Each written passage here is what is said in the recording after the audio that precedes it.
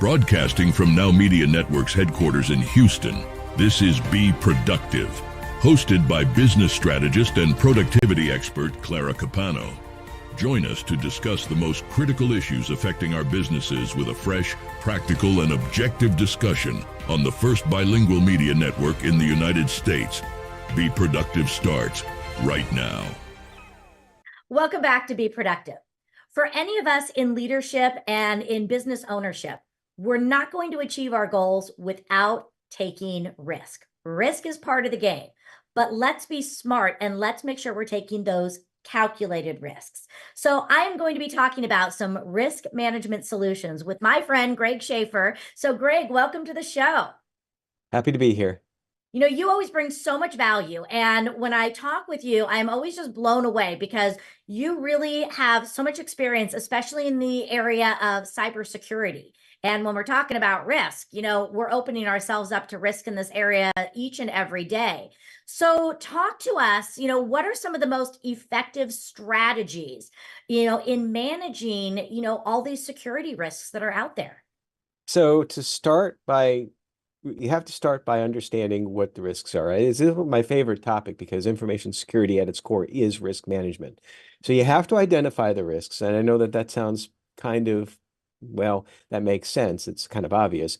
But the problem, though, is that you start identifying risks, but then you prioritize risks. And if you prioritize them all the same, everything prioritized means nothing's prioritized. So you have to understand, in order to find your risk, you have to understand where your information is. You have to understand where your assets are. This is why we talk about asset management. And then you need to start thinking about what the threats are to the information. And one simple example of this is what we're doing to reduce threat would be your office has some computers in it, and the computers have information on there, critical and confidential information of your customers. And you need to protect that, obviously, but you know that you've done your things that you need to do. You have antivirus or endpoint protection, what we call it now, on your machines. You have a firewall. You have all these things in place. You're making sure that they're all up to date. That's great. So you've reduced the risk somewhat.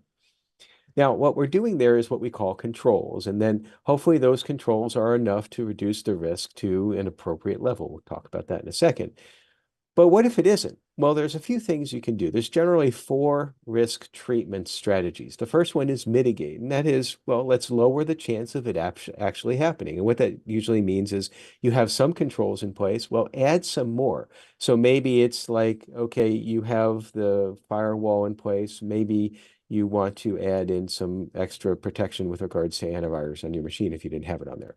Transfer is another one. Sometimes there are some risks that you can't really manage yourself, or it doesn't make as much sense to do so. And one of the most popular ones, prevalent ones in information security is cybersecurity insurance. In other words, you have the cyber liability insurance. If something happens, then at the very least, anything that you need to lay out as far as expenditures go to get back to where you need to be, well, that could be paid out. It's really no different in concept than accident insurance for a car. Now, you don't want insurance to be a replacement for doing the right things, just like you don't look at having driver's insurance as an excuse to drive recklessly. That's not the point. It's there just in case. And then number 3 is you accept it. It's like sometimes we accept risk. Accepting risk is a valid business thing to do. I mean, business runs on risk. You have to take risks. And sometimes if you don't accept the risk, then you lose opportunity that could come from that. That's risk opportunity. And then you don't grow the business the way you can. And then finally, you can avoid it. You can avoid risk by completely, if in the case with the information on computers, if you don't need the information anymore, get rid of the information. You're trying to protect something with no return on investment. Yeah. Wow. So much to think about. And one of the things that you brought up early in the conversation is, you know, a company might have more than one risk. So how does a company prioritize and know where to even start? We use what we call a risk register, and it's really kind of a fancy name for a spreadsheet. And within the spreadsheet, we lists the risks that we have identified and we continue to identify over time. I always recommend it's not a static once a year thing you do. If you come across a risk, put it on the register and then figure out the magnitude of that risk. And typically the way we do that in industry is we look at what we call the likelihood of something happening and then the impact if that thing did happen. And a very simple scoring system would be that from 1 to 3, a low risk would be, or a low likelihood would be 1, and a low impact would be 1. A high impact or high likelihood would be 3. You multiply those numbers together, you come out with a number between 1 and 9. So you do that for each one of your risks, and that then gives you at least a numerical value of where your risks are. And then you can start prioritizing by that numerical value. Now, I want to emphasize, though, this is not quantitative risk analysis here. They are numbers, but they're not measuring anything. They're just a representation, a tool, if you will, of the subject matter's expert on evaluating the risk and to give really the C-suite and the board of directors, executive management, an idea of where to prioritize those risks. Love it. That's fantastic.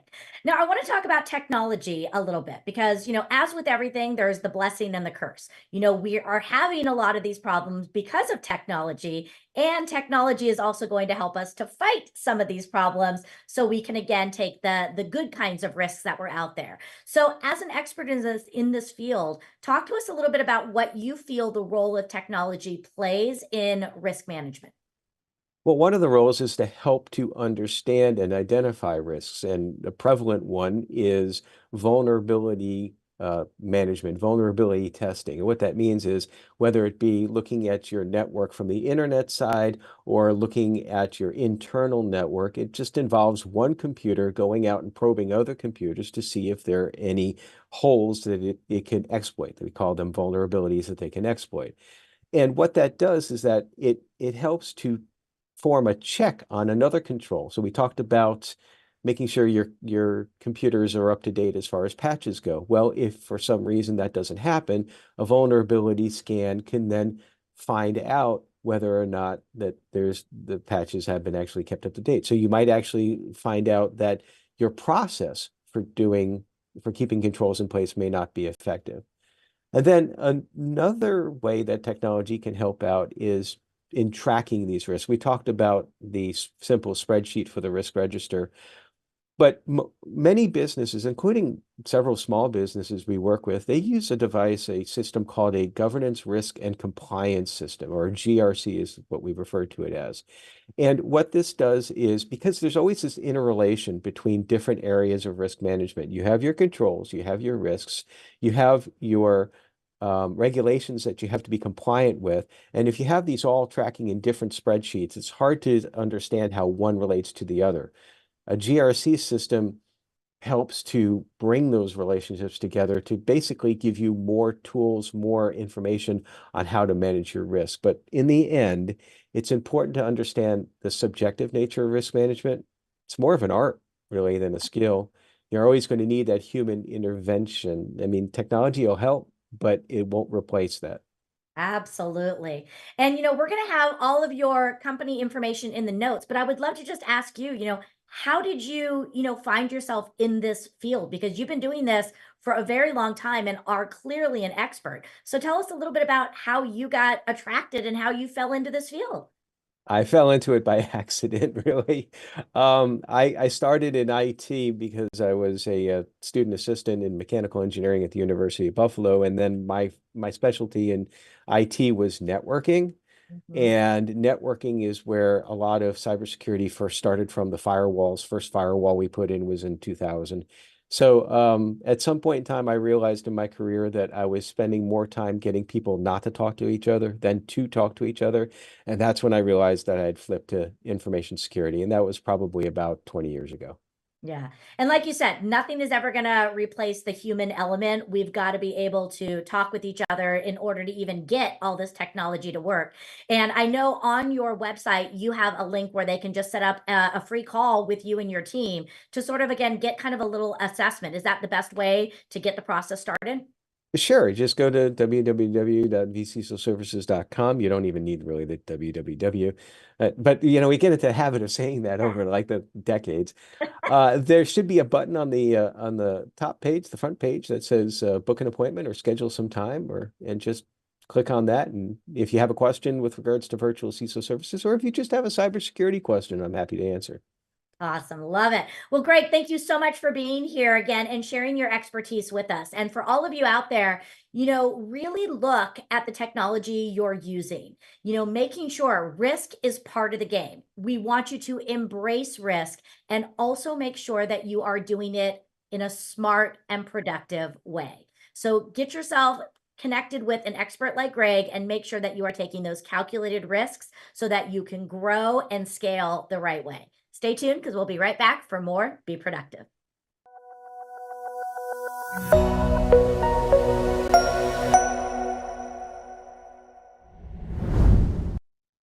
Welcome back to Be Productive. I am really excited about this next segment, and this is something I'm very passionate about. And this is customer and client retention. As business owners and leaders, one of the best things that we need to understand is that so much of our business comes from our current customer base.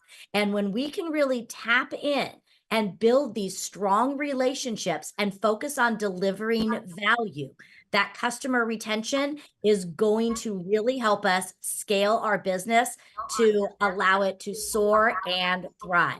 So to help me to talk about this and talk about strategies in which we can improve our customer service and therefore our customer retention, I have my friend Rob Tritt joining us. So Rob, welcome to the show.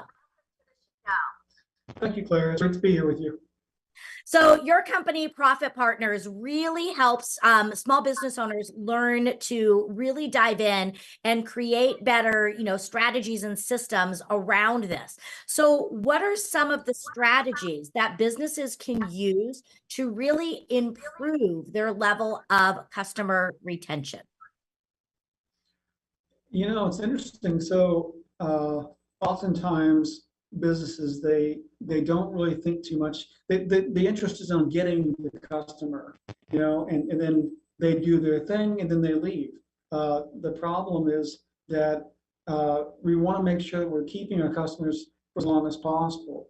The lifetime value of a customer can't be underestimated. So the goal should be, from a revenue profit perspective, to extend that lifetime value out as long as possible. And the best way to do that is to make sure the customer's happy, make sure that the quality of the product or the service is what the customer's expecting. If they're not getting quality product or service, they're not going to come back, obviously. And depending on the study that you're doing, most studies, it's 6 to 8 times more expensive to find a new customer than it is an old customer. So, which means that you're spending money unnecessarily to acquire new customers when you have all the customers that you need to power your business. Exactly. So the customer service is a revenue driver indirectly. So we want to make sure that all of our customers are happy with good quality service, attentive quality service, that sort of thing. Yeah, one of the things that I speak on when I'm in my trainings and, at conferences is the importance of understanding it's not just about taking care of our customers and clients during the transaction, but also what are we doing between the transactions? Because you're right, we have to start understanding the lifetime value. And so many times, the best source of tomorrow's business is today's business. And really, again, building these relationships and bringing that value in.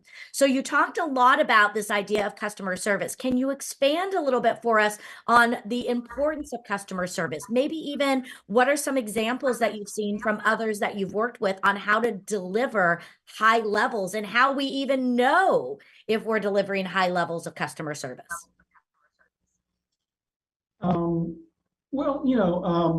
So the one thing we just touched on kind of was nurturing the customer throughout the buying process, but then also keeping that relationship going in between buying. So if someone if they purchase something and necessarily need to come back for a little while, stay in touch with them. Say hi occasionally. Send an email. just they don't forget about you, so they can come back at some point. That's things like Walmart, for instance. You know, they'll exchange, you know, or return a product. It doesn't matter what the reason is. Just take it back, and they'll deal with it. So that's quality. Just knowing that the warm and fuzzy that someone gets from knowing that they're protected by having a good quality service who actually cares about the customer. That's so important, and it's gonna pay dividends on the investment in customer service. Absolutely. And one of the things that I encourage people to focus on is not necessarily the phrase customer service, but customer experience. You know, people remember how you make them feel. And there's a really great TED Talk done by a restaurateur. His name is Bob Stuckey, and he talks about the difference between customer service and hospitality. And I think that's a little bit about what you're talking about here is, can we bring an experience to everything that we're doing? Because that's what people hold on to. That's what they remember. That's the story they want to share with others. So again, making sure, and those are things like Nordstrom's, Walmart, Costco, who have those programs of bring back anything, whether you bought it 20 years ago or didn't even buy it here. It's because, again, they're creating that safety, that experience, that value behind everything. I want to ask you about these loyalty programs, because a lot of companies are starting with these loyalty programs. Do they really impact growth, and do they really add to the overall feeling of customer service in a good way? Oh, absolutely. Loyalty programs are great for increased revenue and increase in customer loyalty. People love rewards. They'll work like crazy to get rewards. You know, think about the number. You probably have a credit card somewhere that you use specifically to get more flyer miles. You know, hotel rooms, discounts on meals, whatever. You don't have to use that card. You just use it just because you want more rewards. So then there are things like Kroger, for instance. They have a reward program where somebody gets fuel points, discounts on fuel. So those kinds of things are very impactful for customers because they want the rewards. You know, they'll continue to come back just to have one more meal, so we'll get that free meal, so have it on gas. So yes, very important. I love it. And I love when I can double dip and get like double points, you know, when I can use my Southwest card to get my Starbucks, you know, points, and I can get points from both of them. Then you feel like you really won. So I think, you know, all companies, you know, even consultants can find ways to do this. You know, sometimes, you know, it's even if you purchase, you know, this class, you can get this class at a discount, or if you sign up for this membership, you can get discounts over here for these other services. So I think, again, you know, people like to be a part of something. It goes back to that basic need of human connection. And those are what those loyalties do, is, again, they reward you for being loyal. And I think that this is so important. So, you know, in doing this, this is a strategy. And I think really what small business owners and leaders need to do is talk with someone like yourself and your team, because you're going to help them really understand what are some of the best ways to deliver value long term to their client base. So what is the best way for people to reach out to you to maybe set up a consultation so that you can see if it's a good fit, and maybe give them some ideas on how they can improve the customer journey? Sure. So I'm on LinkedIn, so they can always reach me at LinkedIn, Rob Tritt on LinkedIn. They can go to my website, profitpartnergroup.com. They can call me at 770-256-8216, and they can email rob@profitpartnergroup.com. Beautiful. Well, Rob, thank you so much for being here and sharing these tidbits and strategies for us. You know, the message that I want all of you who are following to take away is, I would really identify maybe what are 3 strategies that you can bring in, and they don't have to be complicated. A strategy to deliver better customer service.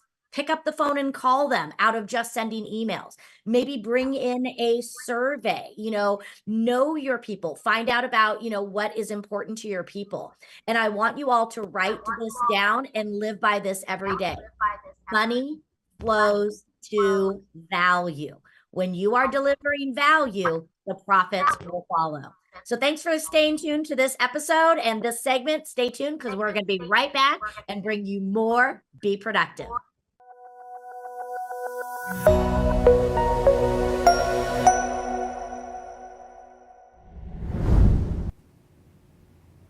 Welcome back to Be Productive. I am your host, Clara Capano, and today we are talking about something that not everybody likes to discuss, and that is our budgets.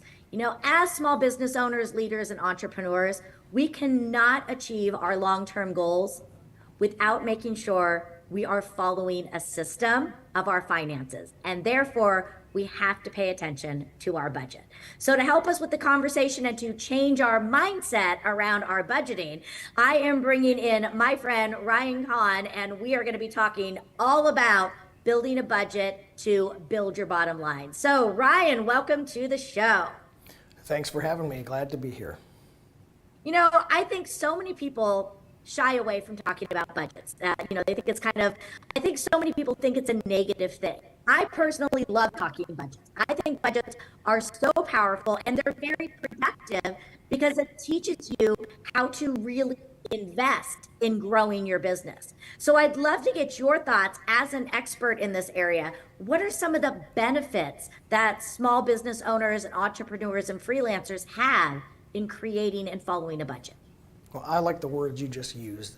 Creating a budget is actually an investment in your own business. It's an investment in yourself. And everyone knows that the difficult but very needed word is accountability. And that's ultimately what a budget is for. There are tons of softwares out there that you can use. Some of them coincide with maybe your existing accounting software, and some of them may be a simple budget where you look at your financial statement and you earmark things over time. But your budget doesn't need to be short-sighted. What are we going to spend this month or this quarter? It needs to be this year, this 3 years, this 5 years. If you're looking at growing a business and you say, eventually I want to buy my own brick and mortar location, you can't decide that in the year that you're bursting at the seams. You have to decide that along the way and then budget to have savings go into that account, for example. I would say, again, along with the theme of accountability, probably the best thing you can do with budgeting is, of course, software, but other than software would be to have an accountability partner, have a team of leaders, have somebody that's significant in your life that says, no, we can't spend that money because we agreed to a budget. No, we're not going to pull it out of that savings account because we have a budget. And even if you're a sole proprietor owner, you need to tag somebody that you trust to say, I need you to annoy me if I try to break this budget. I need you to get on to me. And then we have to make a decision. Even though you may be the person that runs the whole place and the face of the business, you must empower somebody to be your accountability partner to have a successful budget. I think that's something that is often overlooked when building budgets. I think you are really, just saying some very powerful things. And I think so many of us, shy away from getting that accountability partner because it can be uncomfortable. But you're absolutely right. You need to give someone permission because we're here to run a business and we can't make decisions just based upon me. We have to base decisions based upon the organization. I work with people all day long in helping them to, get that vision together for their goals. But what role does a budget play in both helping you achieve your goal, but also in helping you stay on track? Because being productive, that means that we have to stay on track each and every day, and we don't want to get outside of our lane. So talk to me about the benefits of budgeting when it comes to achieving goals and, again, being able to stay focused and on task with what we're supposed to be doing. A budget is a pinnacle tool for that. The ability for you to say, hey, I am on task. We call that measured growth when we're going through our programs. And that measured growth allows you to do two things. One, make sure you're still growing and pushing yourself to expand, increase bandwidth, increase market and productivity, but also allows you to, in some cases, dial down your growth. Sometimes you can grow too fast and that's painful and you end up crashing. So the budget does the same thing. It allows you, if you have percentages that need to be allocated in certain areas, you know that, well, this percentage is getting really high, so I need to increase the allocation to that other percentage to keep things even, that allows you for your most effective growth. And it sounds maybe like a lot of science and numbers to a lot of people, but budgets are much simpler than you think. You can even download templates online for corporate budgets and personal budgets. You can probably get them, like I said earlier, built into your software just by searching the settings or certain reports and forms. And then you fill that out with somebody, generally an advisor, that can tell you what's going to be needed, because ultimately you want to budget for what is your post-tax net worth as an individual, or you want to budget for what is your post-tax position as a company, depending on how the taxes go out. Then you know what your true net position is and how quickly you can grow, how quickly you can expand. Absolutely. And I think, again, numbers can be so overwhelming for certain people. And, I think sitting down again with an expert like yourself, it's a skill set, learning how to read and analyze the numbers. And if you are somebody who doesn't consider yourself to be a numbers person, focus on your vision. Again, focus on your goals, because then learning how those numbers are going to manifest the goal can, again, change your perspective on it.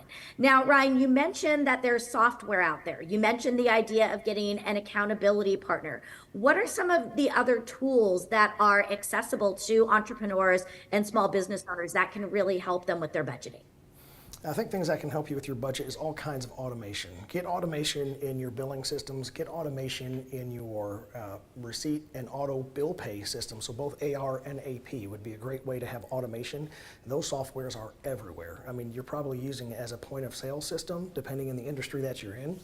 As long as you automate that, you can tie it into your bank accounts, you can tie it into your other accounting softwares, and that will give you much more real-time numbers, maybe in a worst-case scenario, month-by-month numbers, and then you can effectively diagnose your budget's health every single month or every single quarter, which that's what we help people do. We try to have at least quarterly meetings with people to see, is your budget on track? Are your goals on track? Have there been any major changes in your business or your industry? If so, we can adjust and help you grow. Sometimes there's significant tax law changes and the person out there running their business isn't aware of them. I have to bring that to your attention, and guess what?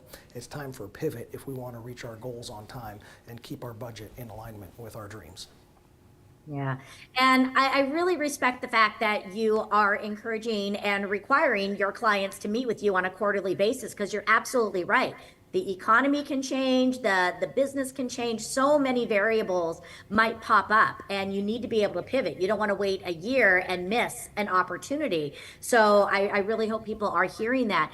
I just would love to ask your opinion on this. If there's somebody out there that is feeling a little overwhelmed, maybe they're feeling like they haven't done a good job with their budgeting, maybe they're feeling a little insecure and a little vulnerable. How do you get your people started? What is a safe, easy first start for somebody to start working with an expert like you to make it easy for them?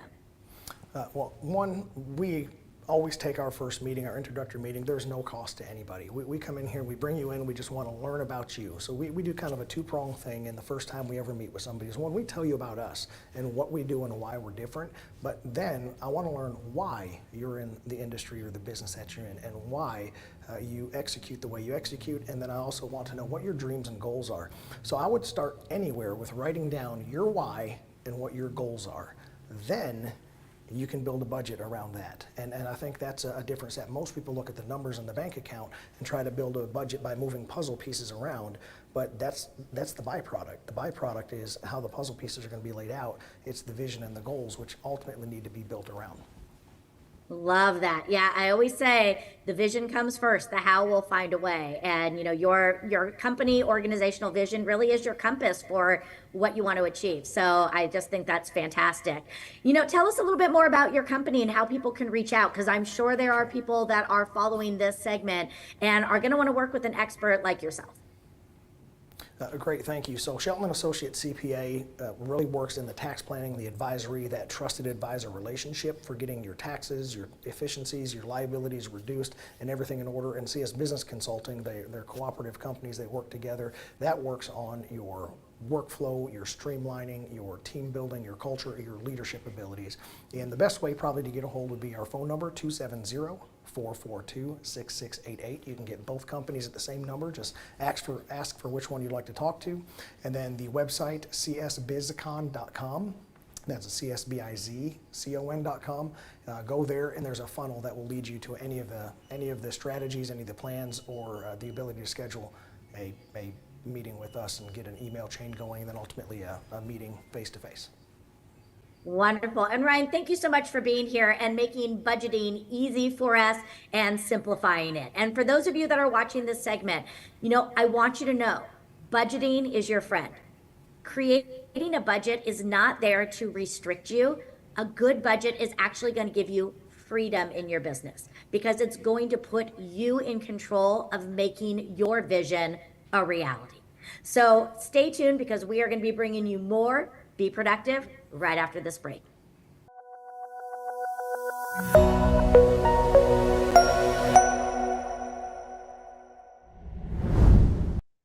Welcome back to Be Productive. One of the questions I get asked most about when I am working with my clients and speaking is how do we get it all done? Because nobody is just doing one thing. We have our business. Many of us have families. We have the things that we like to do for our hobbies. We have all these different facets of our life. So how do we bring in specific tools and strategies to help us prioritize and manage everything with all these different assets going on in our world? So to help me with this conversation is my new best friend, Tahima Watson with Watson Immigration Law. So Tahima, welcome to the show. Thank you so much, Clara. I am so honored to be here. Thank you for having me. You and I really speak the same language when we come into this balancing act of life. And I know that this is something that you have been very successful at, even though we know it's not always perfect. So talk to us a little bit, because as an attorney, as running your own business and law practice, being a professional mom, having a spouse, even building in time for your own personal life, how do you prioritize, especially because your job is all about deadlines? Sure. I am so grateful that you've asked this question. I get this question so much. I live by my calendar. That's the biggest tool that I have that is used by my husband, my team. Nowadays, one of my daughters is using the calendar because the kids' calendars with their activities is filling up our time as well. So the calendar is probably one of my number one tools. And the calendar is actually used in a number of ways as well, not just for what my meeting is that day, but also my team will calendar times. They will block time for me to review cases. They'll attach documents. Those attachments become incredibly important. Otherwise, I would have to spend 10 minutes finding the documents. So those of you who use Office products, for example, or any other calendar method, figure out how to use all the other types of added tools that come with those. So the calendar really, truly is one of my foremost tools. And I have to share a funny story, Clara. There was once a social event that I wanted to go to, and I had put in the calendar 6 to 7. Just because, it was the easiest thing to do. I didn't put the end time.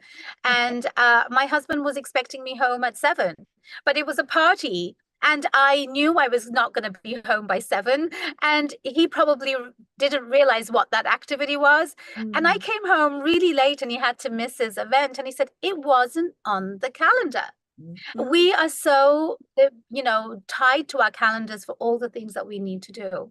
Yeah. And so absolutely. I just I don't know about you, but I color code. Do you color code in your calendar? I have color codes for my son, for my admin, for everything. That's a really, really great point. I personally do not do that, but I know my entire team does color coding. But it's a really, really fabulous tool to have. Yeah, absolutely. And I think also, it's important when we're talking about the calendar, it's not just about putting our work life in there, but also our personal lives, our hobbies, the things that we do for self-care. I put everything in my calendar from my downtime to my, operational time, because everything's an appointment. And I know that the things that get scheduled get done. So do you also encourage people to also time block for family time, date nights, self-care, all of those things? Most of those things. I guess I'm not as good as putting a massage in there. If I did, I probably would get massages. Mhm. But date night. My kids are still in school, so we have a lot of spring breaks and summer breaks and midwinter breaks. And before these school vacations happened, I didn't put those in the calendar. And in the early days, I didn't put them in the calendar. So I have had those days where, oh my gosh, I've got 2 children in the house, very noisy. This is pre-pandemic, and I had to conduct meetings through Zoom because I couldn't go to the office. Actually, at the time, it wasn't Zoom; it was Skype, actually, Yeah. because Zoom became this product that we all use during the pandemic, but it wasn't used as much, at least for me, before. So yes, everything gets calendared by personal life. The other thing is that I'm often in client meetings away. I might be at a committee meeting at some other bar association event. I might be at a community event volunteering. All of those go in the calendar because my team and my family, they need to know where I am at any given moment so that they can text me and understand that, oh, I'm not going to be responding to that text message, or I'm not going to be responding to that email, or they just need to know where I am because they need to know. The other thing is the out of office message tool is really, really useful because I don't know about you, Clara. Do you use that? I do. Mm-hmm. And do you have any tips on how you use that? Because for me, I actually have found a way to make sure that people know that I'm not going to respond, not just for that 1 hour, 2 hours, but for the duration of the time that I won't be around. How do you? Yeah, and I think again it comes back to really laying out expectations, and it might change based upon, my day. So I always let my clients know, even just verbally when I have my initial meetings with them, to, give me like a 3-hour window so that they know that, there is this expectation. But then yeah, I might say on my out of office, I'm at a speaking engagement. I will return this within 24 hours or at the end of the business day. But I think setting those clear expectations is huge. And I want to build off this idea of technology and automation that we're talking about, because you mentioned the calendar, you mentioned the out of office, you mentioned things like Zoom and Skype. What are some other ways that you have been able to utilize technology and also automation? Because I think so many times we lose time, we lose our level of productivity because we get lost in not leveraging technology and automating systems. Really great question, and I'm still working on it. I'm a work in progress, but we use Slack a lot. Mhm. Slack is an amazing way that we can communicate within our teams, but Slack also has different widgets and applications you can add, and we use a lot of the notes for our to-do lists, who's doing what, when, how. Primarily, people give me things to do, so they get listed to me, and make sure you do that, and that's where it goes, and I will have to cross them off. Even like buying paper, for example, we print a lot of it. We cut a lot of trees. We're responsible for a I lot of trees. know. Um, but that's the way the system is. And so we use that. The team actually have written a lot of emails that go out to clients. We have a lot of letters that are actually already top templates. We'd use DocuSign so people can sign easily and complete forms. We have a database where the immigration forms get populated. There's just a lot of technology that gets stacked on top of another. Often people will hear the term tech stack. What is your tech stack? And that's really what it means. How many different types of products are you using? And to be honest, as I said, I'm a work in progress. I'm not perfect at all. And there are probably so many other products out there that I don't know about. But for the moment, these are working for us and they are essential for us to be effective. Absolutely.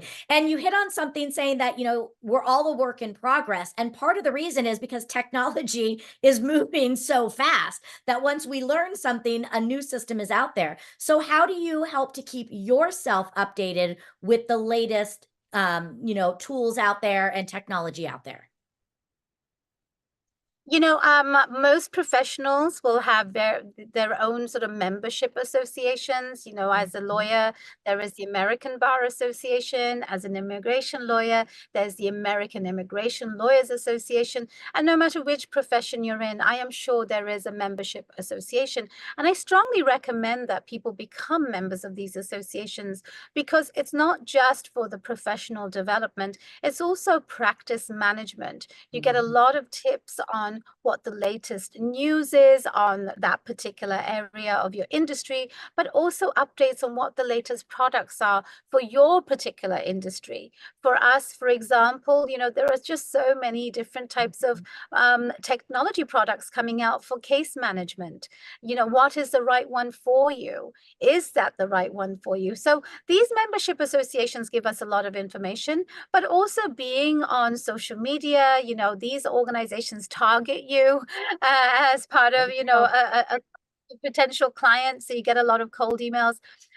It's really figuring out those types of information that come towards you, but also your peers. If you need to have a call service, for example, I had a very serious issue in how to manage a particular aspect of my business, and I asked my peers that I meet with regularly, you know, for recommendations. So I think, you know, you figure out which is the right one for you in finding out information.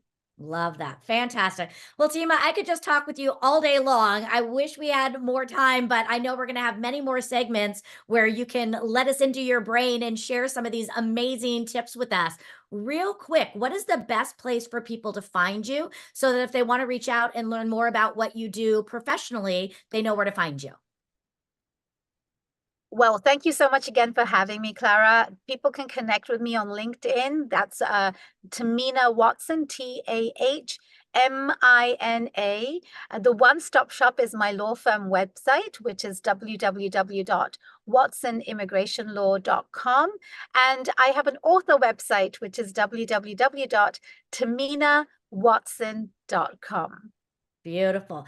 Thank you so much for being part of this conversation. And for all of you watching, I really hope that you took a lot of notes. You know, the idea, calendar, calendar, calendar, calendar. The things that get scheduled get done. So make sure you are putting your calendars together. Again, leverage technology. We don't want to lose that humanity behind business, but when you can leverage the technology and the automation, it frees you up so that you can get truly connected with your clients. And when you do all of these things, you're going to be not only unstoppable, but you're going to be productive too. Stay tuned because we'll be right back for more.